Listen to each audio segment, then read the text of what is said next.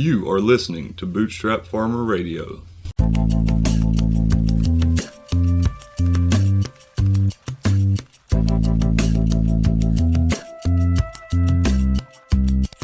Hey everybody, this is Nick, Bootstrap Farmer, and I'm in Ernle, North Carolina with Joe Fox of Little by Little Farm, and kind of living the dream for a lot of people right now. I mean, you've got a lot going on as far as the way you've kind of directed your life, built your own house, which is behind you, and you're gardening, and you're a part of the Craven local market, and so we're just going to kind of dive into that. And but before we do that, kind of give us some background, little bio of who Joe Fox is. Oh, okay. Well, I grew up around Philadelphia suburbs in Pennsylvania. Lived all around Pennsylvania growing up. My parents have a nice little couple acres on the side of a mountain up there. Did a lot of traveling after college. Went to college for graphic design. Decided I didn't like sitting in front of a computer all day. Did a lot of traveling and odd jobs for the next 10 years or so. And then eventually Cait and I decided to find some property and scoured the internet for a few years while we were living abroad and determined this to tick the most boxes around eastern North Carolina. So we came down for a week and looked at a few places and made an offer on this site. So it's interesting to me. So like you, Brandon, and Titus, who's been on before, all part of this thing that we're doing, and all of you are from, the Pennsylvania area. Right? Yeah. So it's strange. It is. I like it. So where were you living abroad? Lived for 3 years in Venezuela and then 2 years in Japan. And Cait was a school teacher at international schools, so she would go for work, and then I would come usually about 6 months out of the year and live with her and do little things, do a few odd jobs, but mostly just kind of putz around and watch a lot of YouTube videos about farming and DIY and house building and things. Yeah. Well, let's get into that. I mean, again, I said right now for a lot of people that listen to this, they either have just started or they've been doing it for a while, or they're looking at doing something very similar. Like right. You went through the process of buying land. You've built your own house, which is awesome. Thank so, you. so I mean, it's beautiful. And the land here, I mean, your garden is rocking right now. I mean, everything. You said you ticked off a lot of boxes. So yeah. So kind of walk us through the intentions of living a life like this, and what drove you to choose this path. I like doing things myself. I've always tried doing whatever I can, building. I don't have any real solid background in building or construction, but I grew up, like my dad's a plumber and he can do anything, and so I grew up just around that and experienced tools and things from a young age. So I've wanted to build my own house for quite some time. I eat a lot of vegetables. We're mostly vegan here, other than our chicken eggs that we get. And I love gardening. I've been growing things in the garden since I was a kid too. So it's just expanding on that really, and yeah, that's the dream. Be as self-sufficient as possible. To not have to work some shitty job in an office or kill yourself building houses for somebody else. I mean, I can work myself completely tired doing it here for me. Yeah, and I think a lot of that busts a lot of myths that people have for people our age and around what we are, what a lot of people would consider millennials. Well, they're entitled and they can't do anything and this, that, and the other. You did go to college. You did that traditional path, right. But then you also almost, I'm not going to say without fear, because I'm sure there was some, and we'll talk about that here in a minute, but you've built your own house. You're making it on your own. You guys have are doing a lot of good in the world, but you're not being like to me, I've spent the last few days kind of around you, and I have not once, and this is very rare, like been preached at about the way you live your life versus the way I live my life, which is different. Sure. And that's okay. So with all that being said, what do you want people to take away from the intent that you've had and you went ahead and just did it? Right. You made the decision, bought the property, educated yourself, like you said, through YouTube, but you made the decision. And I think that's the disconnect a lot of people have. Like they learn, they have every intent in the world, but they don't actually pull the trigger. What helped you guys pull that trigger? I mean,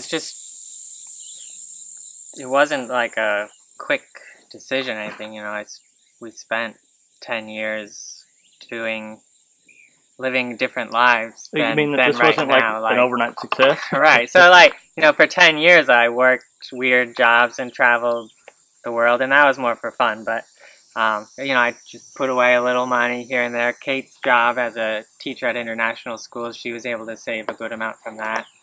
And then part of being open to moving wherever we could afford to buy property, like up in Pennsylvania or the Northeast, we'd never be able to just outright buy 5 acres with our savings. And part of that goes with the name Little by Little. It's like everything we're doing, we're trying to do it without going into debt. We're just moving on to the next thing as we have the money for it or the time to invest in it. So it's just like a slow and steady kind of progress. Like you say we've done this, but to me it's nowhere near done. Like we're still getting started, especially with the land. Like having the house mostly done enough to live in now is a huge thing, because I can now direct more energy to growing food and getting the land the way I want it. Well, it's been fun. I mean, I followed you guys for a while, so I kind of got to see this process. Like I saw the sheetrock go up. I saw the finishing. I saw when you guys got your certificate of occupancy. So I've seen the path, before we've even met and anything like that. And I guess what I'm really trying to hammer home for people is exactly what you just said. You're not finished. You'll never finish. I'll never I know I'll never finish my life's work doing what I'm doing. When you guys built the farm and decided to move here and all that kind of thing, what was the kind of goal? I mean, how did you guys intend to get by as far as selling the crops and selling the harvest and doing odd jobs and all that kind of thing? Just have a mixed match of everything? Yeah, I mean, even the selling of vegetables thing, we're barely at the tip of starting that. Like, we sell a few eggs here and there just to people we know. Same with vegetables, like when we have extra. Our primary goal here first was to be able to grow all our own food, which we're still far away from, but at least this time of year we easily have plenty of vegetables. Eventually I'd like to have bigger field crop things, like more substantial things like rice and soy and corn and wheat, if possible. But also, expand the garden and make it more towards a market garden. And so until just when Brandon approached us about doing this market and supplying vegetables for it, we hadn't even really we thought about it, but we hadn't actually actively done anything to start working on that part. Do you feel like because you guys are mostly debt-free, that's given you a lot of freedom to go about your own pace a little better? Oh yeah, definitely. I like growing our own food, doing everything ourselves that we can do. You save a lot of money. Like, it's not... Keeping our expenses down is a big part of why we're able to do things the way we do. We've never got an opportunity to talk to somebody that's built their house, or at least not one that we talked about. So if we get into the design of the farm and the design of the house, that really fits into this model of, I know you want to stay out of debt, and obviously it's a lot cheaper to build your own, but it's also something you wanted to do for the experience. Right. So you kind of knocked off two birds with one stone. Mm-hmm. So as you were designing your house, what did you have in mind? Like what criteria for the house did you have down? Well, And I guess, and I'm putting this in the frame of like a farmhouse. right.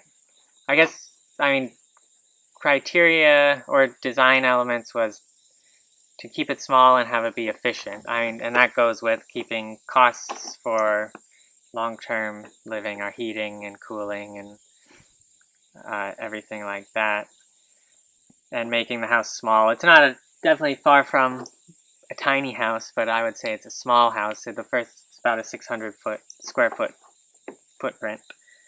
And then it was also like walking the line between green building stuff, which I would love to do, but also just building within the parameters of the local building codes. So like I didn't really try pushing the limits too much. It's a pretty typical stick-built home. We just have like thicker insulation. It's oriented south-facing with most of the windows on that side, and a concrete slab floor to try to help with passive solar heating and cooling. And so the design elements were basically trying to make it as green as possible, but still be able to build it in a way that like we didn't have to go and challenge all these codes or like have them do exceptions and stuff, just like to be able to keep moving. And so you give and take. What's one thing that you felt like you sacrificed by conforming to the codes? Well, I don't know. I mean, it's hard to say where I would have gone. Usually with stuff, I'm not like a huge planner in advance. I kind of like starting something and kind of figure it out as I go, which is the same as the design of our landscape. It's like when we want to expand the garden, then we push it back a little bit. Or when I happen to find some fruit trees on sale and buy them, then I need to find a place to put them. And I try to keep that like permaculture design principles and stuff in mind when I'm doing that, but we're certainly not like just going through and doing all kinds of land work projects to make it perfect, because that's expensive. Was there any hiccups that you guys did have with the construction process as far as codes and like I'm sure like the thing I always hear is time. Like it took the inspector a lot of time to get out or something like that. I feel I like the inspectors here. I feel like they're willing to work with you. They're all real nice, and I think they appreciate. I'm sure they're used to going, or often go to places, and it's like DIY jobs, and they're quite bad. And I think they appreciated that I was taking the extra effort to make it a little bit better than required in a lot of ways, and just that I was doing it myself and keeping things neat for them. But we had no major inspection problems. The biggest thing maybe is that we had a window in our bedroom that wasn't. You need to have a certain size opening for emergency exits and things, so I had to rip out a window and replace it after all the siding and interior work was done. That was my next question, if you had to redo anything along the way. But other than that, it was pretty good. Like I was always very nervous every time the inspector was going to come out. They were going to find some huge thing, and I'll have to tear down the whole house, but it never happened. I mean, I don't know. It was just a combination of asking questions ahead of time and reading as much and looking up codes when I could, but they're very confusing and hard to understand a lot of the time, and just like making guesses that I thought seemed like the right choice. How much do you felt like you learned along the way in that process? Huge amounts. I mean, I've been doing handyman work for a while, but that turns out that's incredibly different than building an entire house. There's so many things I'd never done or even thought or realized that is involved in building a house. So almost all of it, there's some part or all parts that I hadn't done and had to research and learn how to do or figure out. And by car, it's like 30 minutes away.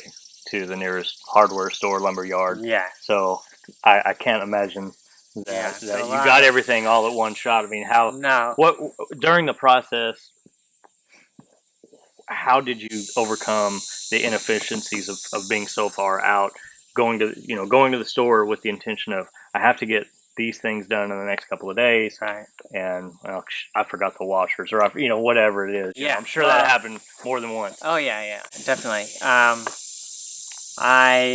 For like the big orders of things we had them deliver, which it's usually like, it was like $50 delivery fee, which isn't bad when you're ordering $1,000 worth of lumber or something. So we had the lumber delivered, we had the drywall delivered, we had the roofing delivered, and the siding. So 4 different deliveries.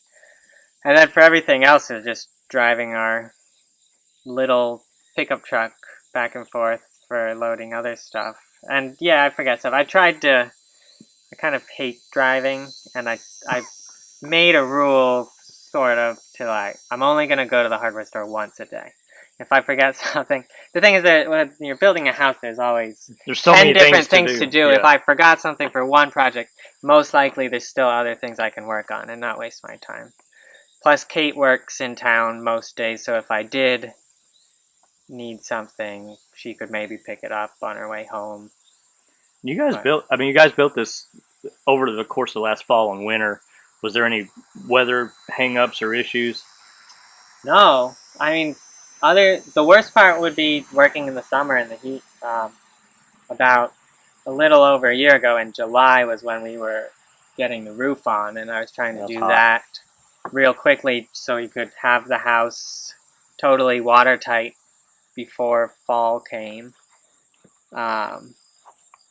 And that was rough, and that was the worst part, being up on the roof in the 90-degree weather. But luckily my dad came down, another friend came down during that, and they helped, so we got through that pretty quickly.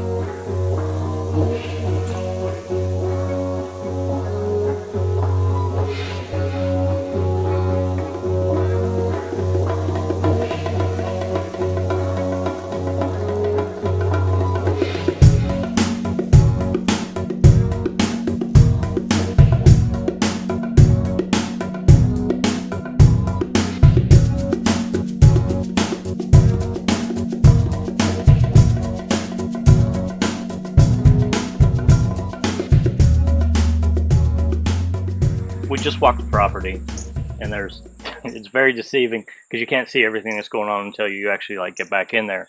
But I don't know if I've been at a farm that's been this culturally diverse. There's just an unbelievable amount of stuff going on, and people will be able to see the pictures. But there's chickens spread throughout the area. You've got a pond in the back. You said you have wetlands on one side.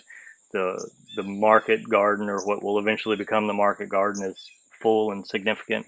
And then there's just patches of things like gourds and everything. So let's just start from where we're sitting and just give an audio tour of how you set this up, and why a chicken is over here and why some are over here and that kind of thing. Okay, well, so one of the first things I did when we bought this property was I wanted to get a garden going. And behind us here is an old rundown trailer, mobile home, that we have been living in for the last 2 years with very limited utilities. We had the water working, the wire had all been stripped out and the doors kicked in and everything, so just like pieced it back together minimally so we could survive in it but still save our money for building the house. So we had 4 solar panels on it. That was our electric for 2 years, enough to run a mini fridge, 2 light bulbs, and charge our phone and power tools. But buying the property directly out the back door, this entire property was just really densely packed with young pine trees. The property had probably been clear cut about 10 years before, and these grow like weeds here. So, like here along the fence line, that's what it was everywhere. So first thing was buying a hand loppers. So you're telling me they were this size when you? Well, 5 years ago though, so they're like probably 2/3 this tall, but still that densely packed together. Like you couldn't walk through them. you have to cut them down to even get through. If anybody was here, that's astonishing that it's this clear. Yeah, so given everywhere that was like that. And I have a good picture I'll send you of the shot out the back door when we first bought it. Yeah, good.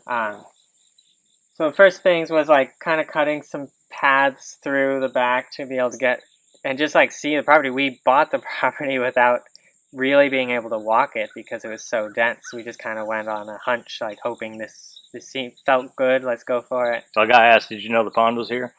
No, well, we had the pond dug. The pond wasn't here, but we knew there was wet spots and low areas that did flood. So we figured we'd probably be able to dig a pond, which was something high on my list of wants. But first thing, I cleared out a 25-foot by 25-foot square to do a garden right in the middle of the pine trees.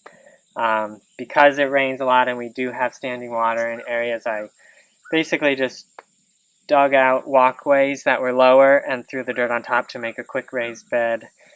Filled it with seeds and plants. Then I went back up to Pennsylvania for a little while. Came back down later in the summer and nothing had grown at all. So quickly came to realize that, pine, clear-cut areas and young rampant pine forests don't have a lot of nutrient in the soil. It's very low in nitrogen and other important things like that. So we put in some compost, started getting stuff to kind of grow, and it wasn't until we got chickens that it really made a difference. So as we want to expand the garden, first we had the 25 by 25, then buy another 100-foot roll of fence, and suddenly becomes 4 times bigger. So we added on around the original garden and got just 4 chickens to start and had them in there for a few months. They were just working it They were just in there, doing their thing, scratching and eating and fertilizing. And then that's part of the way we expand our growing area. We always clear an area, fence it in, move the chickens in, leave them for several months, then work on clearing a new space so we can move them and then turn that into garden beds. But the first time we moved the chickens out and planted in that new area, it was you could see the line where the old fence had been, and the same exact crop planted on one side of the fence that did not have chickens, and on the side that did was easily twice as tall. So that was one of those light bulb moments, as they say, where like, okay, this is a good way to help build the soil quality. And we've also trucked in a lot of compost, which has helped, but also I think has brought in funguses and things. And so the compost that you're bringing in, we talked earlier, it has a lot of tobacco remnants in it, which brings its own problems. Yes, and which we just thought that tomatoes were really hard to grow here because of the heat and humidity, which it definitely makes it difficult, but I think that was bringing in blights and fungus that just killed our tomatoes off. So we still haven't had much success with that. Titus was the one who brought it to our attention. He knew somebody else used this compost and heard that they do add tobacco dust or powder or something to it, which is possibly the problem. So we're not going to be getting that anymore. We've recently found a horse farm that's only 4 miles down the road who's happy to give us all their manure. So as of the last 2 months we've been going there once a week and doing 1 or 2 small loads with our truck, just bringing it out here. So that's going to be our new manure, fertilizer, compost. And I'm just going to kind of insert this in there and people can think of it what they want. But a lot of times in these groups that everybody goes to for advice, the questions are very general. Like, hey, what do I do about this compost? Or where can I get compost? Or something like that. And the regional differences are so staggeringly different. Like where I'm at, we get a lot of cotton remnants in it, which there's benefits and then there's things that distract from it. Here, you have the tobacco. And I would venture to say that any region, depending on what's being monocropped or anything like that, everybody has a different soil blend. Yes. And that's where I think it's vitally important for when people are asking questions to be very specific. And on the flip side of things, when people give an answer, to not generalize. That's where it would be nice for people within regions to have that. Like you had Titus to come in and kind of show that. I mean, it's obvious now, looking in hindsight, we're surrounded I've drove around all week around the area, and there's just tobacco. Right. But it takes a while for things to click sometimes. So but Brandon and I spend a lot of time on the generalities of answers and questions. Right. on It's Facebook. so specific. So I think this is just a good reminder of talking and networking within your area with other like-minded people has a huge benefit. Yes, I agree. And even just the climate differences too, like compared to any gardening I had done in Pennsylvania, it's still totally different just because it's average, I don't know, 10 degrees hotter during the summer, which doesn't seem that much, but it makes a huge difference in what we can grow. And then, yes, meeting local people. We only first met Brandon, Titus, and Angela, and a few others. Just for the first time met Steven, who does the mushrooms, and a couple other people at the farmer's market now. But that's all within the last probably less than 6 months that we've even met them. But it's not only is it great to be able to get information and knowledge from them, but just knowing that there's other people, like young, small farmers, basically with the same mindset, doing something a little different, but a lot of overlap. It's neat to have found that community finally after we had been living here almost 2 years. You kind of build each other up. I mean, I doubt there's been any subtraction for me, but it's a communal. Everybody gets smarter and better whenever you're open to that kind of thing, right. Which is a underlying thing that we've been talking about. Continuing on with the land, the soil structure here is pretty unique. There's a lot of sand, but then there's also a lot of clay. So how's that come into play?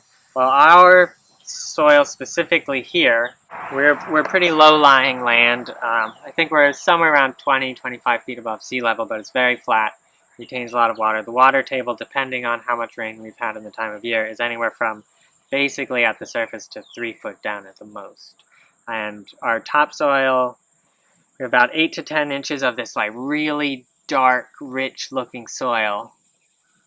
But then you try and grow in it, and it has no nutrients and no nitrogen, which is interesting. And then below that here, we have mostly clay, but it's mixed with a really fine sand. I'm just guessing, but I would say it's like somewhere around 75% clay, 25% sand here. And even on site, you see different proportions. Yeah, it seems pretty patchy, even in a small area. But, I know the sand we got to build up this mound for our house was mined in Ernle, I don't know, 5 miles away. So, there's sand pit mines here, and, so this area, I think, near the coast, it's very spotty and changes from place to place. How's the weather, being so close to the coast, play into things? I'm dead center of the state, well protected, but we still get, hurricane swells and things like that, right? From the Gulf. But how is it being? I mean, you're 30 minutes away from the coast. How quickly can the weather change over here? Well, it seems, especially in the warmer months, every day basically there's a 30% chance of rain, and often right now we're in a dry spell. I haven't had rain in over 2 weeks, but there's still a chance of rain every day, pretty much, because here there's very spotty thunderstorms that pass through constantly. So usually we have an adequate amount of rain and don't have to do too much watering. And often we have way too much rain and have to deal with making sure the property drains nicely into the pond. Otherwise, being near the coast helps keep the air temperature a little bit warmer than as you go further inland. We're supposed to be in zone 8, and we're kind of on the edge of that, and I think that warmth is from being near the ocean. Hurricanes so far, we've been here 2 years and haven't had a real direct hit. We've had a Hurricane Matthew 2 years ago rained a lot along here. I think it was just a tropical storm by the time it got here, but there was a lot of flooding damage in the area, and we got a ton of rain, but we are out of the floodplain here. And I know Brandon is in the floodplain, and he'll get those swells come in. I have not seen it at his place yet, but yeah, he says he gets like 2 feet of water in his yard on a crazy storm. You've got these patches of built up branches and brush and things like that. What's going on in that area? Okay, well, mostly it is just because we have densely packed with small pine trees, and we're clearing to be able to grow and use the space. So you have to do something with those trees. I don't want to burn them because it kind of just wastes all the organic matter that's in them. So in some areas we did kind of a just chop and drop, throw them on the ground where they go, and plant in some fruit trees around it. And then other places, when we want to use the area more for a garden or a chicken run, we'll just make piles of them, and it's basically just letting them break down. Right now I'm going to be working on, behind us here, there's a lot of piles of pine trees, which are all probably 2 years old and pretty rotten because it's so hot and wet here. Because I want to build some storage sheds or workshop back here. So right now I'm working on moving those, and I am putting them in a specific area, kind of building up a mound, doing sort of a hugelkultur type thing. Gonna put dirt and manure on top, and then probably plant some perennials and fruit trees over yonder near the pond. But really it's just we needed a place to put them, and in some ways it was a negative because we are basically clearing out an area to grow vegetables and then building perfect rabbit habitat right next to it. So we've had like the rabbit population jump a lot, and we have all these little mice and rats and rodents who live in these wood piles, which are immediately next to our vegetable garden. So we've kind of, what's the expression? Lesson learned, I guess. Yeah. Shot ourselves in the foot, is that an expression? Yeah. In that case. So hopefully also moving these out and putting dirt on them will help with that. Eventually, we need to get a rat dog or something to help. But it's just kind of a managing the property at the moment when you need a place to put 1,000 little pine trees. Yeah. Just throw them in a big pile. You also have a beehive. You have two, but you said one had to die off, but right. The other one looks fairly healthy. Yes. I am allergic to bee and ant bites, so Cait is our beekeeper. It's not something that we're focused too much on. They're definitely a little bit neglected. I know they stress Cait out just because there are so many problems with bees these days, and if you want to organically or chemical free keep them healthy, there's a lot to do. So really the bees are here. We have them in top bar hives. They're mostly here for pollination, and kind of just because we thought, yeah, we want to keep bees, but it seems likely because I can't do it and Cait doesn't really like it that might become phased out at some point. Sure. Well, and that's, to me, that's part of finding your way. I mean, you almost, in a situation like this where you are so self-reliant, you kind of have to try everything and see what works and what doesn't. Exactly. So much of what we've done right now is just trying 10 different things and seeing, even the plants we plant. I planted 12 different types of squash and pumpkins this spring to see what grows best here, and now I know that the butternuts do well. We have a lot of vine borer issues. If I want to grow zucchinis, I have to keep them covered until they start to flower, and then probably plant a second one because the vine borers will take them out by the middle of summer. But this year we covered the zucchinis, and we had a huge crop of them throughout June and July. Moving back around, we've kind of given audio description. Like I said, we'll have some pictures on YouTube, but as we come past the beehive, there's the yoga hut, which I'm gonna talk to Cait about tomorrow. But you also have a pizza oven, which is the second pizza oven I've seen on a farm tour. Oh. But you had some interesting points about yours, so kind of give us the construction over that, because it's awesome. Oh, thank you.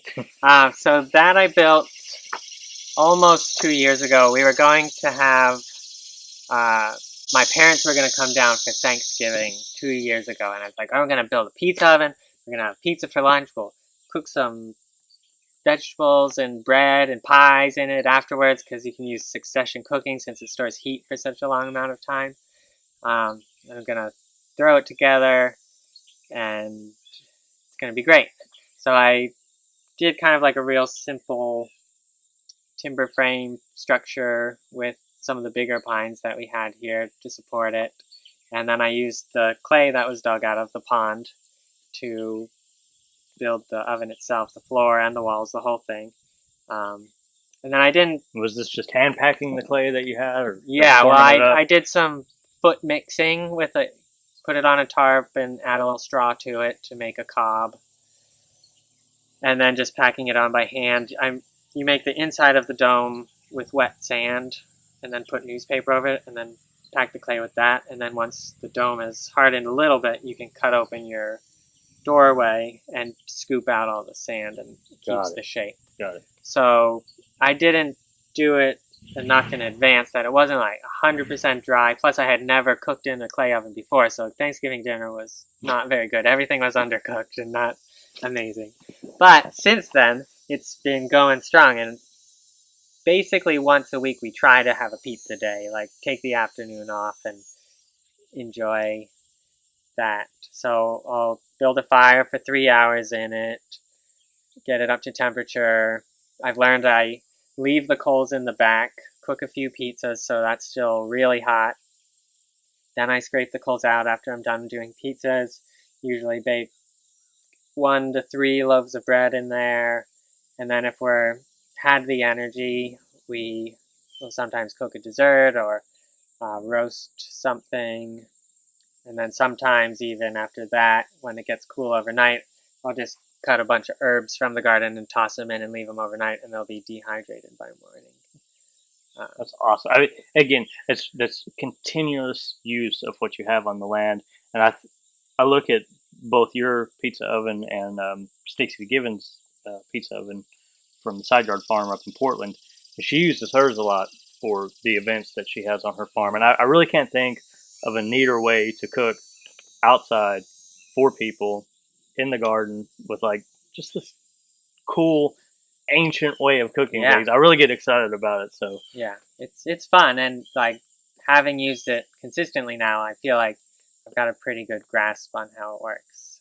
But it's cool is like the entire thing was built from resources on site, and then also the fuel for it is just wood from here, so it's totally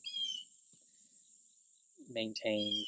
And you told me about you had to cover it with yeah, I have, after the first year, we have mason bees here. They're sort of like carpenter bees, how they'll carpenter bees will tunnel into wood.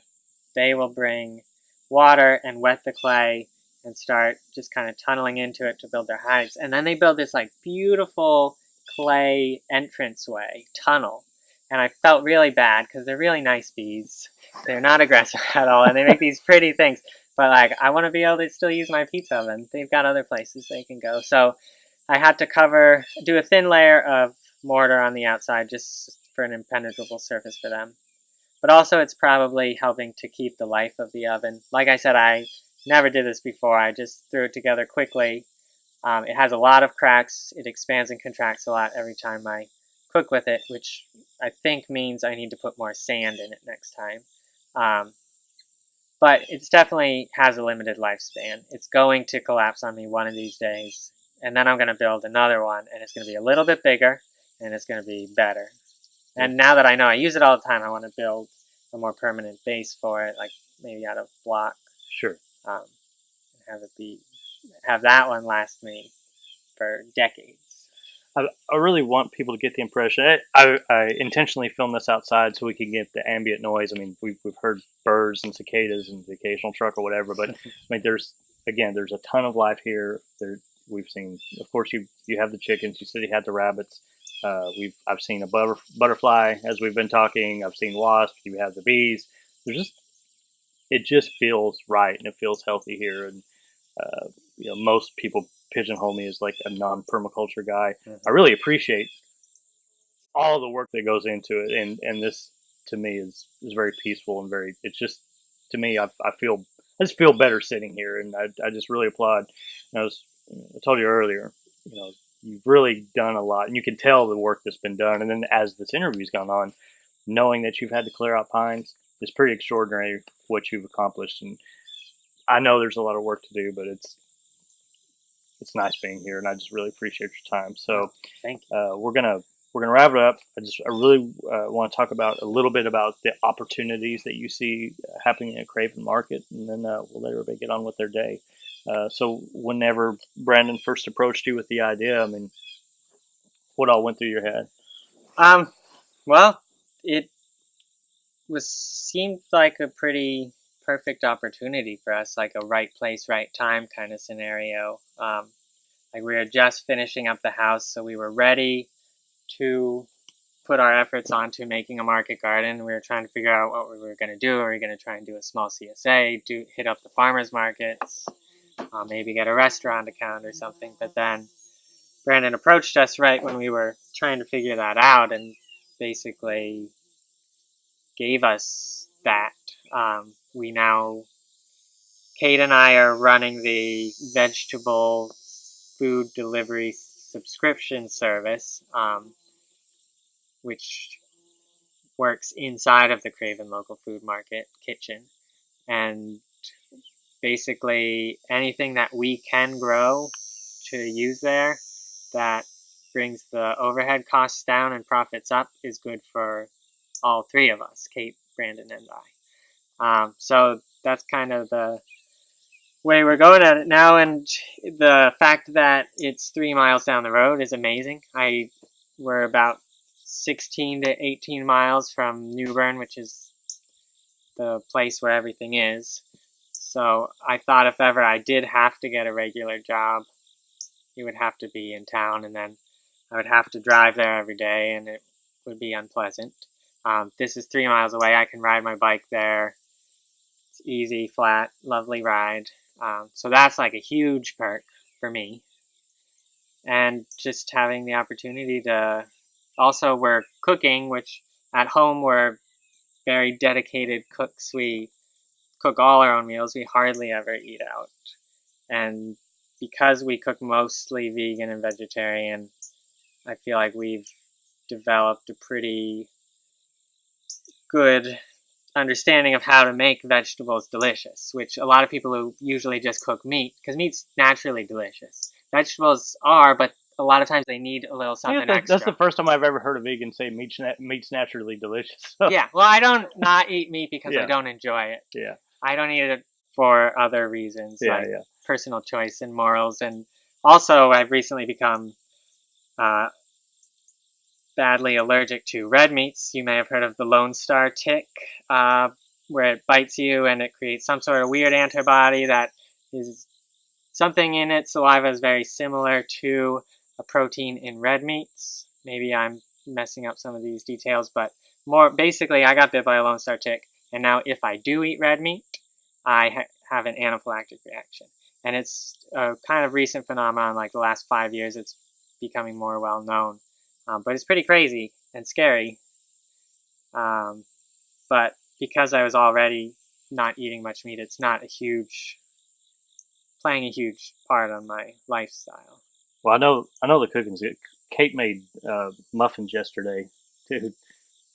I don't see how you're not 300 pounds eating the stuff that she was making the last couple of days. We only just have a usable oven for the first time since we only moved into the house about 2-3 months ago. We had just a little stovetop burner, and then if we did want to do baking, we had to use the clay oven, which was once a week at most. So just having an oven now at our disposal Yeah, we'll make some. Living it up, man. Bake a lot of tasty treats. I'm confident this is not the last time we're going to hear from you, and I want to catch up later, similar to how we do with Titus. But thank you for allowing me onto your farm. Oh yeah, great! I'm glad you made it out. That's awesome. So, well, we're going to head back to the market and get to work. Everybody have a good day. Thank you, Random Rab, and this podcast brought to you by Bootstrap Farmer. Have a good day, everybody.